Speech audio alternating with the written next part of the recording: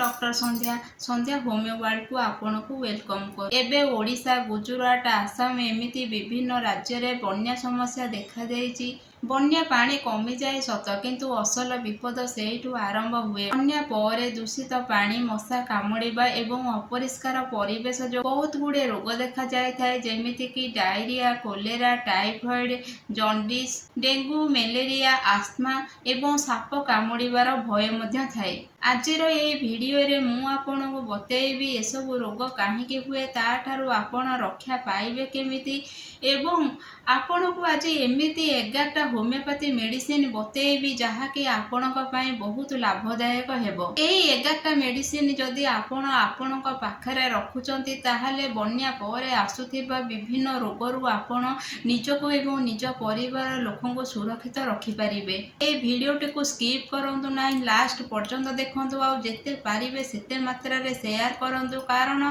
एही वीडियोटी मेनली बन्या प्रपीड़ित अंचल लोकमानक पाखरे पहुँचीबा दरकार। आपणकर गोटे शेयर ही कहार जीवन बंचई पारिबो। बन्या परे दूषित पानी और खाद्य खाइबा द्वारा डायरिया, कोलेरा, टाइफॉइड, जॉन्डिस भली रोगर संक्रमण दिनकु दिन बढ़ी थाए। पिलाठारु बड़ पर्यंत समस्त रोग रे आक्रांत होइथांती। सेथिपाई पानी की भल करी फुटेइकी तापरे ठंडा करी पियंतु। हाथ को सबुबले हैंड वॉश किंबा साबुन लगे सफा करंतु। परिष्कार खाद्य खाआंतु। जानिबा जदि आपनको पतला झाड़ा हेउची, सेथिपाई 3टी होमियोपैथिक मेडिसिन जहाँकि बहुत इफेक्टिव होइथाए। प्रथम मेडिसिन टी हैला आर्सेनिक एल्फ 30। बड़ लोक मानक पई 2 ड्रॉप्स दिनकु 3 थर एवं छोट पिलांक पई 1 ड्रॉप दिनकु 3 थर खाइबा द्वारा ए पतला झाड़ा रोगरु आमको मुक्ति मिली थाए। सेकेंड मेडिसिन हैला पोडोफाइलम 32 ड्रॉप्स दिनकु 3 थर। जदि बेसी पतला झाड़ा आपनको हेउची ताले पोडोफाइलम 31 ड्रॉप प्रति घंटा रे थरे लेखा नियंतु, ताहाले सडन पतला झाड़ारु आराम मिली थाए।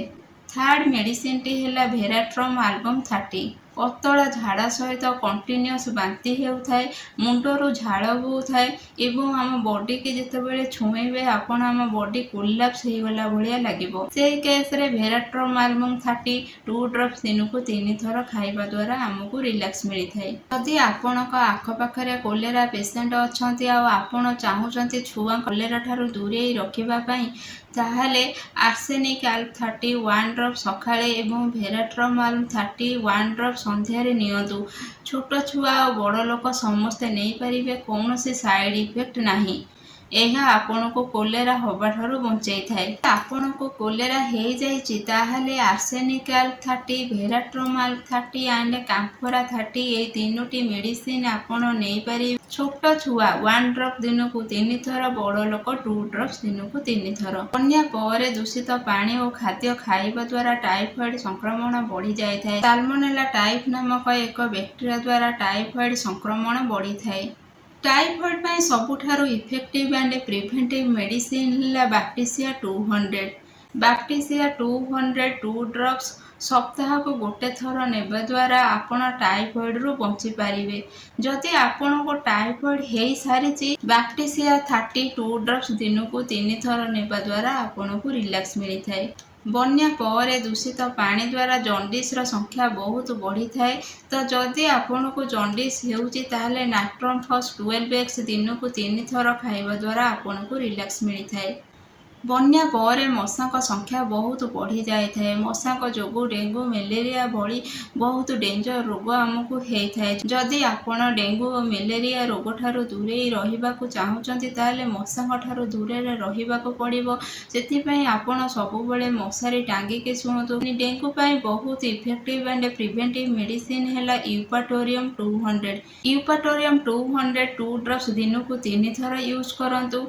मलेरिया ठारू दूरे रहिबाकु चाहुचंती कि मलेरिया ऑफिशियलिस 202 ड्रॉप्स दिनकु थरे 3 दिन पर्यंत खाआंतु, ताहाले ये पाखापाखि 2 मास जाए आपनको मलेरिया ठारू बंचई कि रखिबो। यदि बन्या परे बेसी समय दूषित पानी भितर रहिबा कारणरू फंगल इन्फेक्शन चांस बढ़ी जाए थाए। प्रथमे निज शरीर को सुखिला रखंतु, आउ ଓଦା ଲୁଗାପଟା ନ ପିନ୍ଧିକି ଶୁଖିଲା ଲୁଗାପଟା ପିନ୍ଧନ୍ତୁ। ଯଦି ପାଣିରେ ବହୁତ ସମୟ ରହିଲା ପରେ ଆପଣଙ୍କ ଦେହ ସାରା ଇଚିଂ ହେଉଛି ବା କୁଣ୍ଡେଇ ହେଉଛି, ସେଥିପାଇଁ ଆପଣ ସଲଫର 32 ଡ୍ରପ୍ସ ଦିନକୁ 2 ଥର ଖାଇବା ଦ୍ୱାରା ଆପଣଙ୍କୁ ଏସବୁ ପ୍ରୋବ୍ଲେମରୁ ଆରାମ ମିଳିଥାଏ।